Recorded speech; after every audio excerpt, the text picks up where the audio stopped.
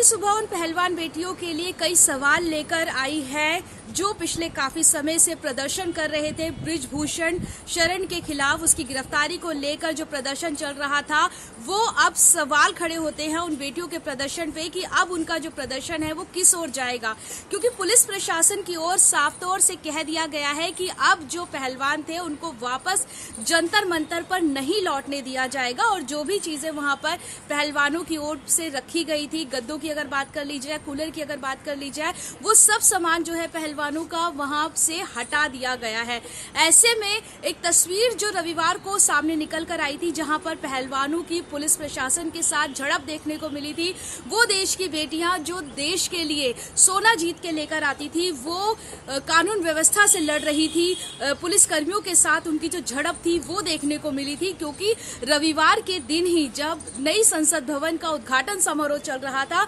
तब पहलवानों की ओर से एक रोष मार्च जो था वो निकाला गया था। हालांकि इसके लिए पुलिस से परमिशन ली गई थी, लेकिन पुलिस प्रशासन की ओर से ये कहा गया कि पहलवानों को किसी भी तरीके की जो परमिशन थी वो नहीं दी गई थी और जगह जगह पर बैरिकेड जो थे वो लगाए गए थे ताकि पहलवानों को रोका जा सके। और पहलवानों की ओर से ये कहा गया कि उनकी ओर से जो पंचायत है वो रखी गई है, किसानों के साथ जो पंचायत है वो की जाएगी। जिसके बाद पुलिस प्रशासन ने पहलवानों को रोकने की कोशिश की और पहलवानों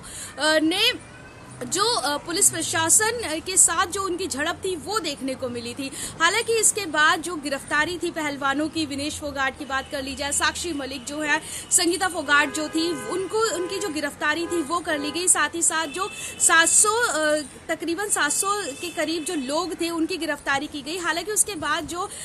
ये जो पहलवान बेटियां हैं उनको रिहा कर दिया गया पुलिस प्रशासन की ओर से, लेकिन कहीं ना कहीं उन्होंने जो अपनी जो तकलीफ थी, जो गाथा थी, जो उनको बीती है उन बेटियों के ऊपर, वो उन्होंने जनता के सामने रखने की जो कोशिश थी वो की गई थी कि किस तरीके से कानून व्यवस्था जो देश की है वो उन्हीं पर उल्टा सवाल उठा रही है। जो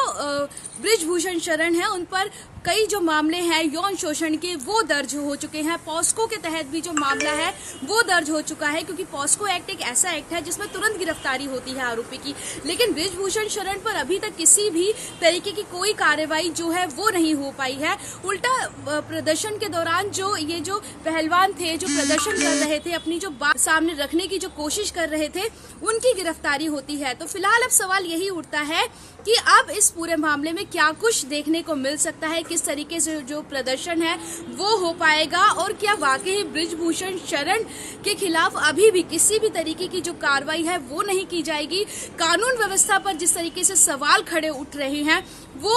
किस ओर जाएंगे, क्या कुछ अब इस पूरे मामले में देखने को मिल सकता है।